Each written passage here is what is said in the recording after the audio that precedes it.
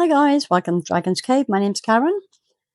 I've got this little jar mould from Temu. Get a leftover on it from the last piece. It has an odd lid, which is sadly slightly misshapen from the way it was packed by Temu. I want to try and have another go at marbling in eco powder because I haven't tried that. Well, I have tried it before. It didn't work very well, so I want to try again. So pop that to one side for a second. I have got 200 grams of AquaResin here and 60 grams of water ready. And I don't have any dyes specifically for eco powders, so I'm going to try these resin pigment dyes. I've got a red and a green. Obviously, Christmas. So here goes nothing. Chuck it all in. I do find that AquaResin mixes really easily. It stays lovely and bright white. If you don't throw anything into it, that is. You have about 5 minutes working time, and you can demold in half an hour, although I do tend to leave it a little longer.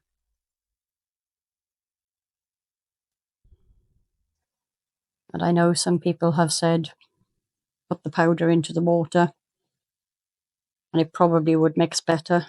Now that the temperature has dropped here, I'm not finding it that bad in terms of setting up too quickly or anything, or being lumpy. The only thing, I may have said this before, is that you can't use alcohol with eco powders to get rid of the bubbles, so that can be a bit of an issue. So we're well mixed now.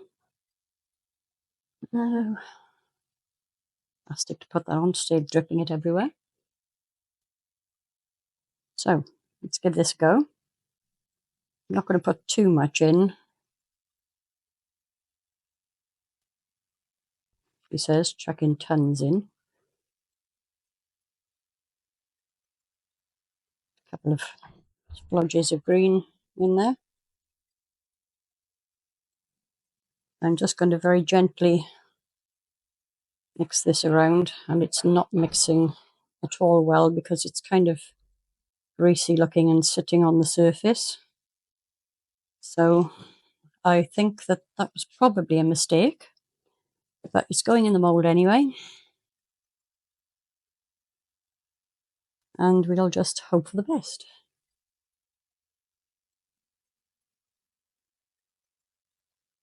I'll give it a swirl as I pop it in. And it looks like this isn't even going to be enough. I had hoped that the 200 would have done the jar and the lid. If it does, it's going to be a very close run thing. Put that in here before it starts going off. Oh yeah, very, very close. Just going to scrape this out. I may have to top this up, but let's see, and hopefully it'll do the job.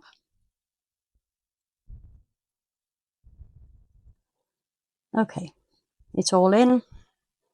I may or may not top that up. I may just leave it because if it's going to go wrong, it's going to be a waste. So I'm going to put this to one side, and I will be back when we're ready for the demold. Bye.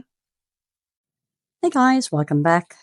I'm assuming this is set. It's had nearly 24 hours now.